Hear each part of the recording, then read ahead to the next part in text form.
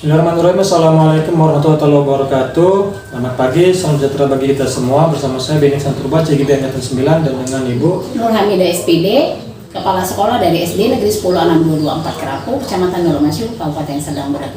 Baiklah, di sini saya akan mewawancara Ibu selaku pimpinan kepala sekolah, yang mana di sini ada tugas demonstrasi kontekstual modul 3.1, yaitu pengambilan keputusan berbasis nilai kebajikan universal. Jadi di sini ada pertanyaan Ibu tentang dilema etika dan pendidikan moral, serta 4 paradigma, 3 prinsip, dan 9 pengambilan keputusan. Baiklah Ibu, untuk pertanyaan pertama, selama ini bagaimana Ibu dapat mengidentifikasi kasus-kasus yang mana dia kasus yang merupakan dilema etika ataupun kasus-kasus yang merupakan rujukan moral? Untuk mengidentifikasinya, saya melihat kalau dilema etika itu adalah kasus yang benar-benar keduanya itu benar seperti itu. Tapi kalau bujukan moral berarti ada bujukan dari orang lain atau ada benar dan salah. Seperti itu saya mengidentifikasi. Tapi kasus dilema etika dan bujukan moral ini terdapat di sekolah yang Ibu pimpin? Ada, sempat terjadi. Misal contohnya kalau dilema etika itu ya baru-baru ini kan sekolah kita ini terpilih sebagai sekolah sehat. Nah itu dilema etika. Yang buat saya dilema etika di sini adalah harus mengambil keputusan untuk gerbang seperti itu. Baiklah Ibu, selama ini bagaimana Ibu menjalankan pengambilan keputusan di sekolah, terutama untuk kasus-kasus di mana ada dua kepentingan, yang mana yang sama-sama benar atau sama-sama mengandung nilai kebajikan. Jadi bagaimana cara Ibu untuk mengambil keputusan tersebut? Dengan cara berdialog. Mungkin menurut saya bisa memecahkan sebuah masalah dan mendapatkan solusi untuk masalah tersebut. Jadi dengan berdialog dengan pihak yang terkait, sehingga mendapatkan solusi dari kasus-kasus tersebut. Iya, seperti itu. Baiklah, kemudian selain berdialog, langkah-langkah atau prosedur seperti apa yang biasa Ibu lakukan selama ini? Pertama, identifikasi dulu masalah, itu langkah-langkahnya untuk mencari sebuah solusi. Kita lihat dulu masalahnya seperti apa. Lalu kita panggil pihak yang bermasalah, kemudian kita musyawarahkan dengan para rekan guru untuk mencari kebijakan yang terbaik, keputusan yang terbaik sebagai dari masalah yang kita hadapi seperti itu. Dari yang berdialog, kemudian tadi ada prosedur yang lain. Hal apa saja yang selama ini yang menurut Ibu itu efektif dalam pengambilan keputusan pada kasus-kasus dilema etika tersebut? Yang paling efektif itu ya tetap dialog, musyawarah, mencari mufakat seperti itu. Jadi kalau ada masalah, tetap saya bicarakan dulu bersama dengan para rekan guru. Kolaborasilah dengan para rekan guru untuk mencari solusi yang terbaik. Berarti selain berdialog ada berkolaborasi dengan guru-guru lain? Iya. Baiklah Bu, hal-hal apa saja yang selama ini yang merupakan ada nggak tantangan dalam pengambilan keputusan pada kasus-kasus dilema etika tersebut? Tantangan terbesar adalah bagaimana kita menemukan solusi untuk permasalahan kita tanpa harus memihak, tanpa harus menyakiti kedua belah pihak seperti itu. Jadi solusi yang terbaik itulah menjadi tantangan berat buat saya kalau ada masalah.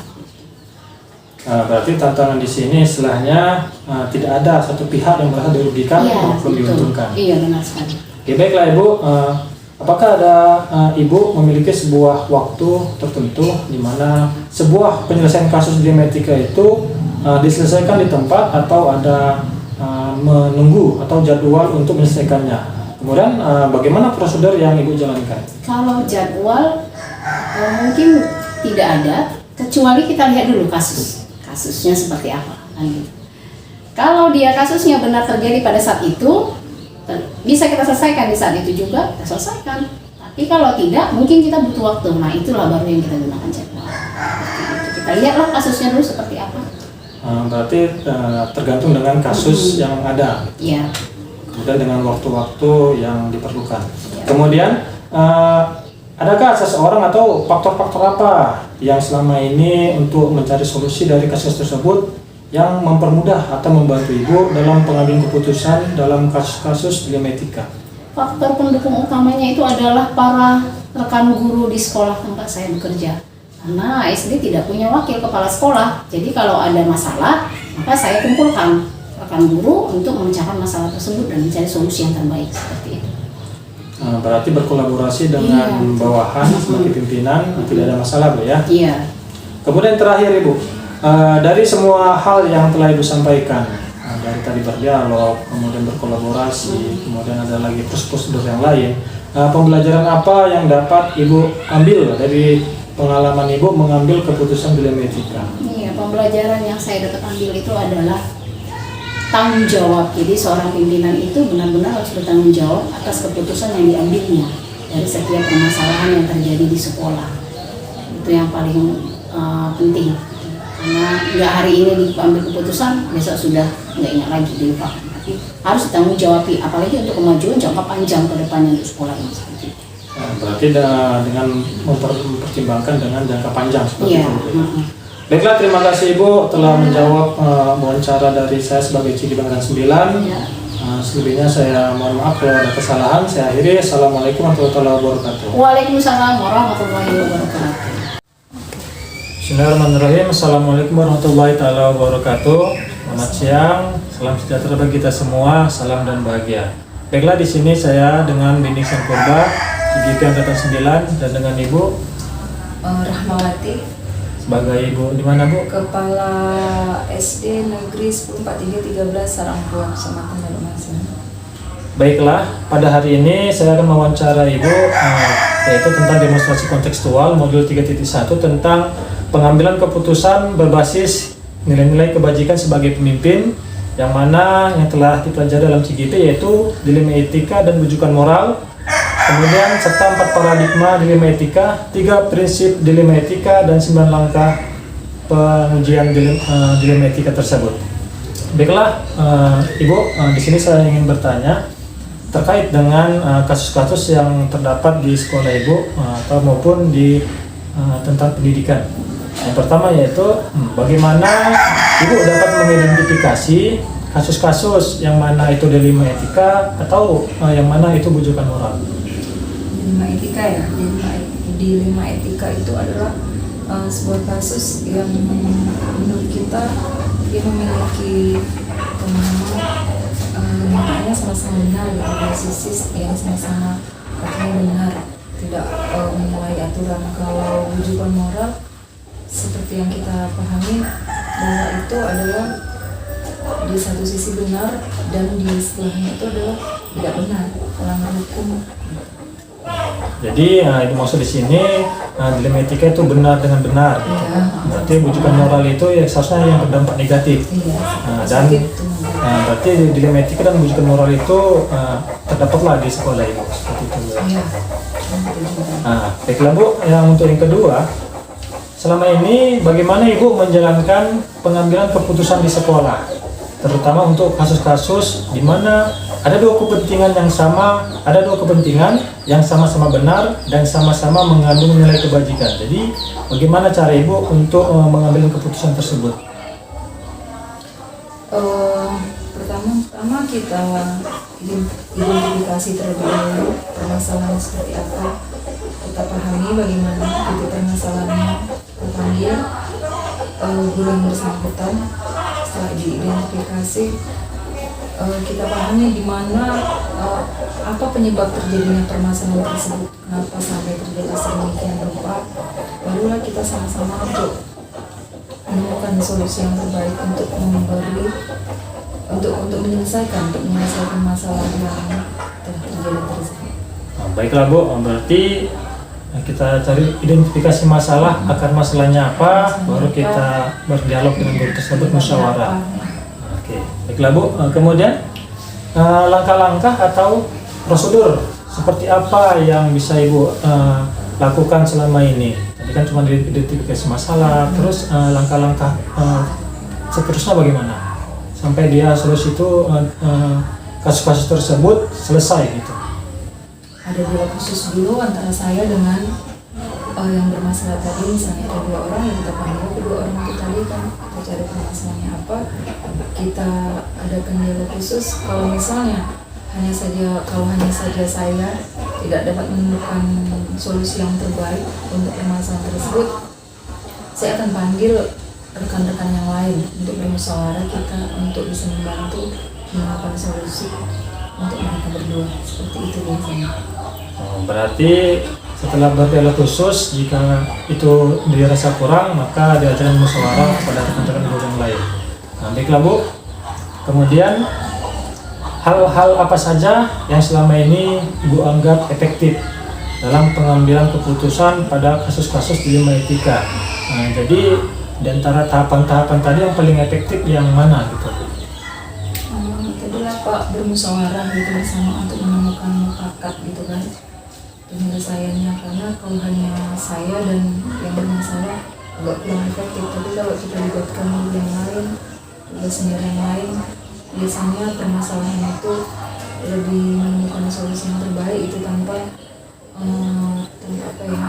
tanpa merugikan kedua belah pihak, artinya adil gitu solusi tersebut. Berarti masing-masing guru mempunyai pemikiran berbeda-beda, Kita jadi permasalahan dan dirembukan. masukan dari mereka yang terbaik.